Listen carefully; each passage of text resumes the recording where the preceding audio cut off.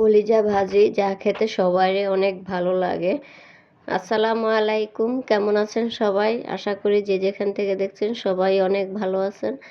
আলহামদুলিল্লাহ আমরাও ভালো আছি। তো এই যে আজকে কলিজা রান্না করব। এখানে শুধু কলিজা না, এখানে কলিজা, গুদ্দা, গিলা সবে আছে। সব কিছু একসাথে রান্না করলে খেতে ভাল লাগে, শুধু কলিজা কিন্তু ভাল লাগে না। তো এখানে সব কিছু একবারে দিয়ে আমি বসিয়ে দিব। এখানে এলাচ, দারচিনি, তেজপাতা, আদা, রসুন, জিরা বাটা পরিমাণ মতো যতটুকু লাগে আর কি অতটুকু আমি দিয়ে নিছি। আরও দিব হলুদ গুঁড়ো, মরিচ গুঁড়ো, লবণ।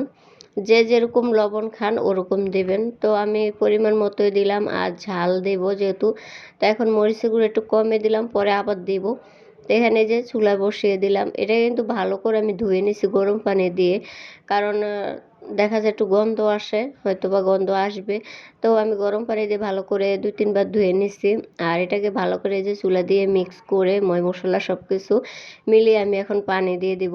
এটা কিন্তু অনেকক্ষণ পানি দিয়ে লাড়তে হবে আর সিদ্ধ করতে হবে, কারণ কলিজা গুদ্দাগুলো সিদ্ধ হতে সময় লাগে।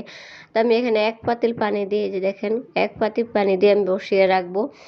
আর এটা কিন্তু সিদ্ধ হতে অবশ্যই অনেক সময় লাগবে। আর এটা আমি কিন্তু রাত্রে রান্না করে রাখছি, পুরোপুরি রান্না করি নাই, রাত্রে ভালো করে সিদ্ধ করে রেখে দিছি। সকালবেলা হচ্ছে এটাকে বাগার করে নিব।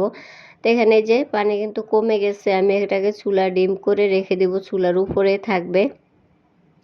তো এই যে দেখেন এটা কিন্তু পরের দিনকার, একদম পানি নাই, ঝোল কমে গেছে। তো আমি আবার সাথে পরের দিন একটা পেঁয়াজ দিয়ে দিলাম, কারণ আগের দিন রাত্রে তো আর পেঁয়াজ দেওয়া হয় নাই। তো ভাবলাম যে এখন একটা পেঁয়াজ দিয়ে নেই। আর শুধু কলিজা গুঁদা দিয়ে তো আর খাওয়া হবে না, ভাবলাম একটু ডালও রান্না করি।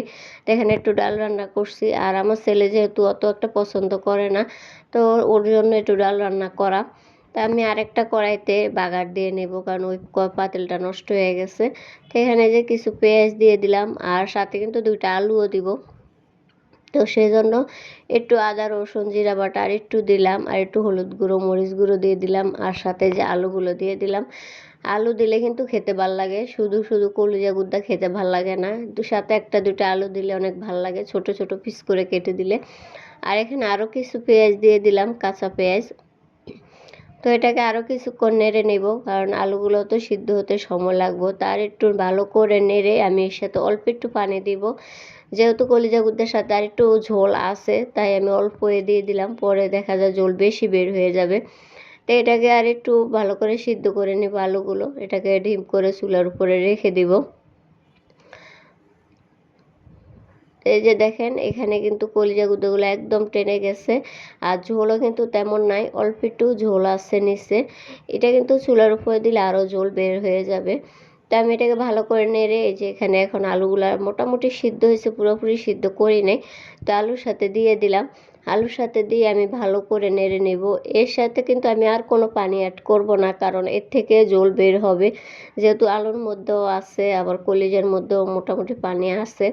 তা আমি আর দিব না এর থেকে। এটাকে আমি এখন ডিম করে চুলার উপরে রেখে দিব, কারণ কলিজা, আলু এগুলো আর একটু সিদ্ধ হবে, নরম হবে। তো ভিডিওটা কেমন লাগে অবশ্যই কমেন্ট করে জানাবেন। আর ভিডিওগুলো অবশ্যই সবাই দেখবেন। আর ইউটিউব থেকে যারা দেখবেন তারা অবশ্যই চ্যানেলটা সাবস্ক্রাইব করবেন। আর ফেসবুক থেকে যারা দেখবেন তারা অবশ্যই পেজটা ফলো করে দিবেন। এখানে এটা কিন্তু হয়ে গেছে। আমি এখন এর সাথে উপরে একটু জিরার গুঁড়ি ছিটিয়ে দিব। আর গরুর গোশ হোক বা কলিজা গুদ্দা বা ভুঁড়ি, এর উপর যদি একটু জিরার গুঁড়ি ছিটিয়ে দেন, খেতে কিন্তু অনেক মজা লাগে, সুন্দর একটা স্মেল আসে জিরার গুঁড়ির। তো সবাই ভালো থাকবেন, সুস্থ থাকবেন, আমাদের পাশে থাকবেন। আল্লাহ হাফেজ।